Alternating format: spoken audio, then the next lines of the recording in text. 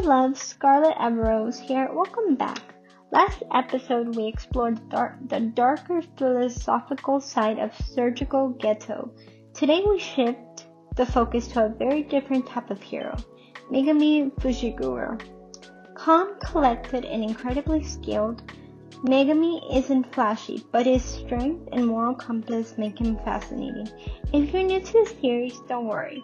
We will keep things exciting and spoiler conscious while uncovering what makes Megumi such a compelling character. Before we dive in, a huge thank you to all for you supporting the series. It's so rewarding to explore these characters with you, and your thoughts, comments and engagement truly make this anime journey special. Oh my gosh, yes, I cannot believe we're on episode 41, you guys. It's just so amazing. I'm so blessed.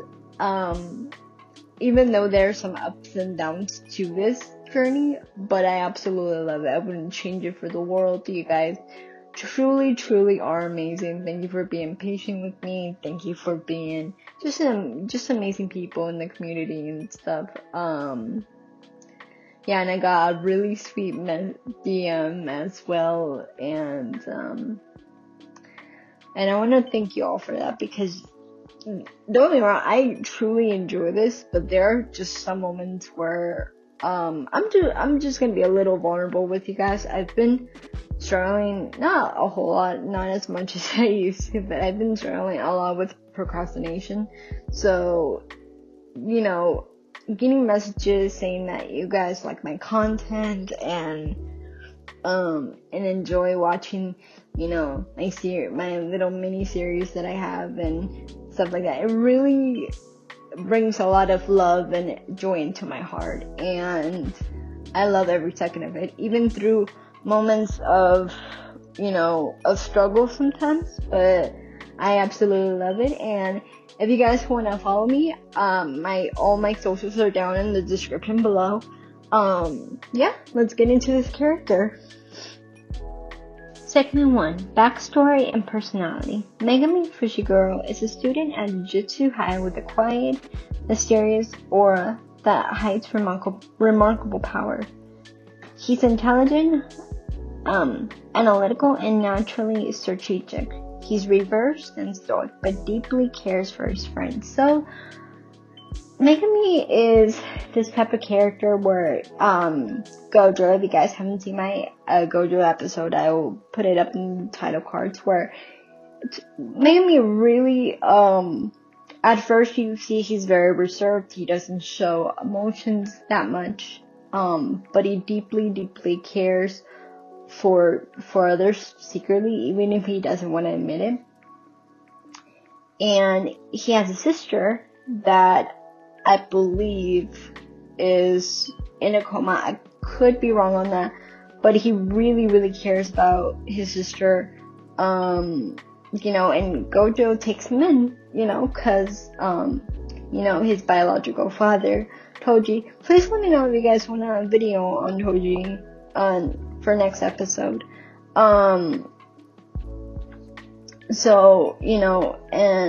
Gojo takes him in. At first you can tell he really doesn't like Gojo, but then it turns to him kind of seeing him, as a friend and as a mentor and a little bit of a father figure, I ain't gonna lie. Because, let's be honest, the hairstyle and stuff, you can tell is definitely, Gojo's hairstyle a little bit. But spoilers ahead. Not gonna say much on this if you guys have not watched this episode, but on season 3 there's this, on episode 11 is where you kind of see a lot of Toji in Megumi, but I'm not gonna say much on that if you guys haven't watched it. But yeah, Megumi is very, he's very reserved, but he truly does care for others, like for, Yuji. I also done a video on him. I forgot the girl's name, Nora. I think her name is Nora Bora, I think. Correct me if I'm wrong. But he really cares about other more than he wants to admit, and more than he wants to care. Because he's that type of person where you think he's really, really cold, and he tries to act like it, tries to have a tough side, but he truly can. He's too kind-hearted secretly, even if he doesn't want to. And he's such a badass character too. He may be reserved and rigid, but he is very, very much badass, and he's such a cool character. And I decided to talk about him because I haven't seen a lot of, maybe there is, but I haven't seen a lot of analysts on him, and I'm like, you know what, I'll talk about him. So yeah.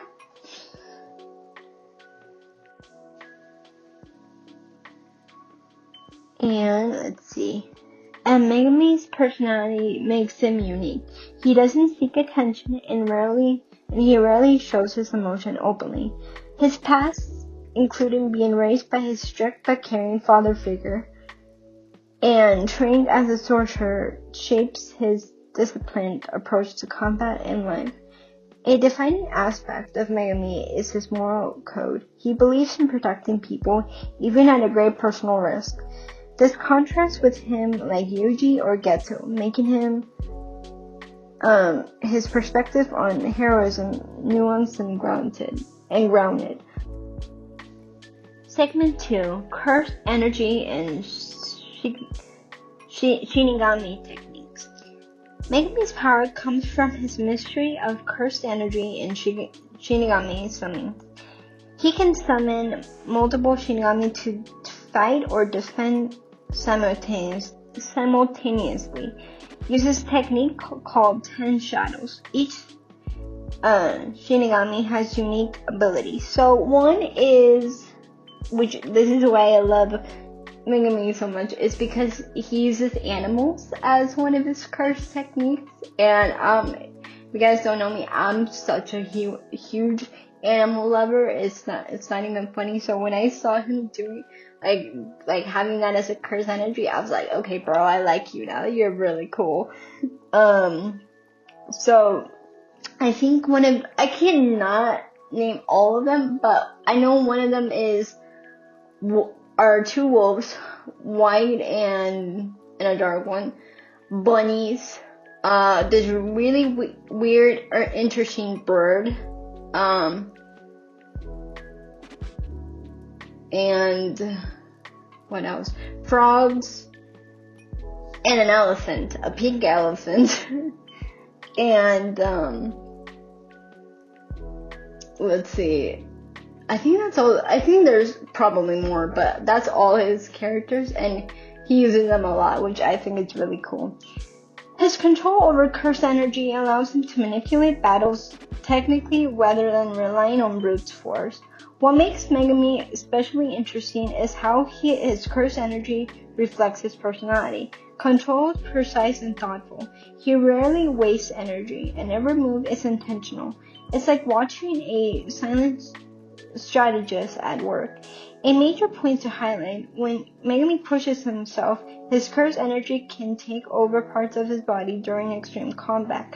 During his potential for explosive power if he ever lets go of his consent. So there's these couple episodes where he really lets go, and he reminds me a lot of correct me if I'm wrong, but I can't be the only one that sees it, except one is a villain and one is a hero. He reminds me a lot of oh my god, what's his name?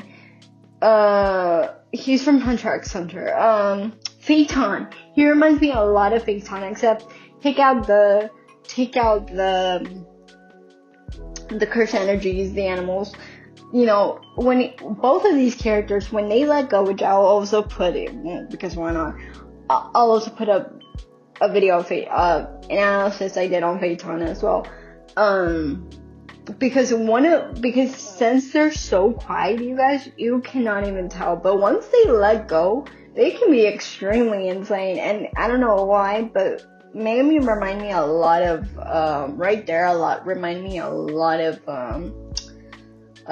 Phaeton right there. And yeah, he can go absolutely insane. If he's not careful with it, he can go absolutely insane with his curse energy and stuff. Oh yeah, he has lost his mind a couple of times, but I absolutely love it when the shy character or the happy one really like snaps, and it's like, yeah, don't mess with me at the end of the day, and I love that. Segment 3, fan appeal and character impact. So why do fans love Megumi? Well, he's relatable, a quiet, thoughtful hero with deep convictions. His calm demeanor and subtle charisma draws viewers in. Fans enjoy analyzing his fights, tactics, and moral choices he faces. Megumi represents the more realistic hero archetype, one who relies on skill, intelligence, and resistance rather than sheer power or dramatic flair. So really quick on that. So I think the reason, myself included, why at first I really didn't mind him until his character grew on me. I think it was mostly because of his kind nature that he didn't want to admit. Yes, he's rigid, but he has a reason to, and he doesn't want to see the people he loves suffer or anyone, because his sister was already not in danger, well, I guess in danger, and that kind of put a very overprotective barrier, not just on her, but on other people. At first, his sister and Megumi are completely different. She's the kind-hearted, smiles a lot, she's popular. And Megumi is more of the outsider, more of the, very quiet type, and they kind of clashed a lot of times, and she got, cursed, and she was in a coma. And that really put a lot of guilt on Megumi because he was very hard on her. But, he does love her, and that's why, he really puts his effort to make sure other people do not be in the same danger that his sister was in. And he's a relatable character because he brings out somewhat of insecurities without saying he has insecurity. I'm not saying he doesn't have, he does. He doesn't, his kind heart is the one he thinks is a burden to it, which is not, but he thinks it's because he thinks it makes him weak. When it doesn't, it just makes him relatable, and it makes him intended, because not a lot of people, for example, with like Gojo, the difference between him and Gojo and Yuji, for example, is that those two, Gojo and Yuji, put their efforts because they want to and they're willing to do it. Megumi, not that much. He takes his time to analyze if it actually is worth putting the danger inside himself. The other two, they'll do it because they absolutely love the adrenaline and they love to see people save. Megumi, on the other hand, is more analytical about it. So he's kind of like, oh, should I, shouldn't I? But if it's someone he really cares, he will put himself forward if he has to. But other than that, he's not like Gojo or Megumi.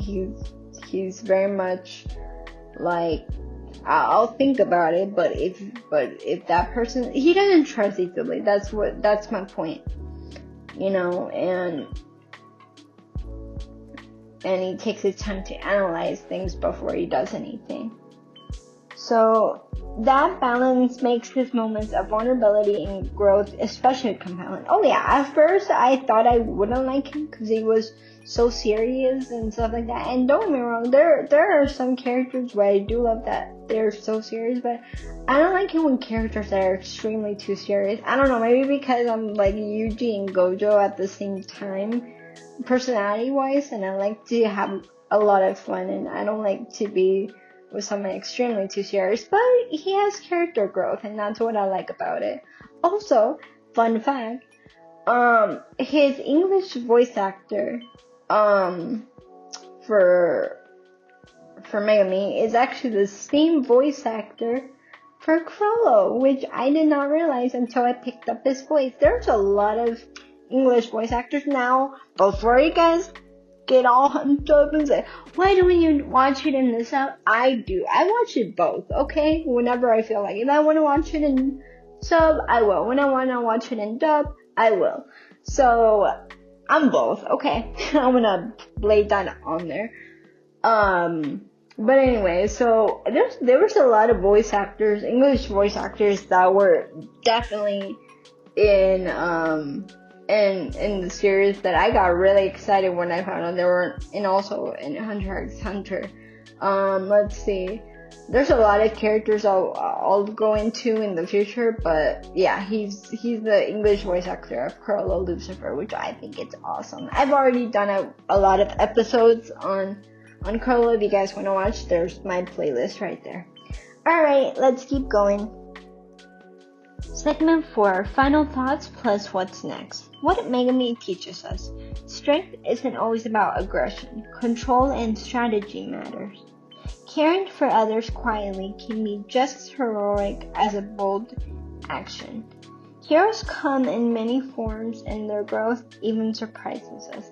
Yeah, so real quick, so Megumi is the type of person, if not most, where I believe if you kind of strip off the rigidness and stuff, he's actually a very kind and sweet character. Sure, there are moments where he doesn't show it, but he's just analytical with it. And what it shows us is, yes, be kind always, no matter what, but also be careful on who you're kind with. I'm not saying that you have to be cruel or mean or cold, but be very analytical with it, because a lot of people can put up a front with you. You don't know whether that person has good intentions or not. So Megumi also shows that you can be kind-hearted, but be very careful and set your boundaries if you feel something is off. Don't just be kind just because you are a kind person. You don't have boundaries. That's how you get taken advantage of. Mind you, as a person, you know, with a kind heart, it's very important to have boundaries, because if you can't be kind but people can walk all over you and people think you're naive, and be very careful on that, because not a lot of people have good intentions, unfortunately. So you have to read the room, read what's around you, and be very careful. You know, I think his whole seriousness is because of his sister. He feels guilty for feeling like he felt his sister and putting her in danger. So, you know, I'm just gonna say it like this. It's not your fault for having a kind heart, and, you know, the people you love feel a certain way about it. It's not your fault. Keep being a kind human, no matter what, but be very careful and have boundaries and be kind of analytical. I ain't gonna lie, because once you have that analytical mindset, people can't really much fool you. So, you know, be kind no matter what, but be very analytical as well. Have boundaries, because that can save you a lot of peace and a lot of clarity in your mind. Alright guys, thank you all so much for watching. I hope you guys liked this episode. And remember, our series continues regularly. After Megumi, we'll dive right into Naname for episode 42. So stay tuned for more character insights. Alright you guys, thank you all. And if you guys want to follow me, my socials are down in the description below. And as always, love you all. Bye.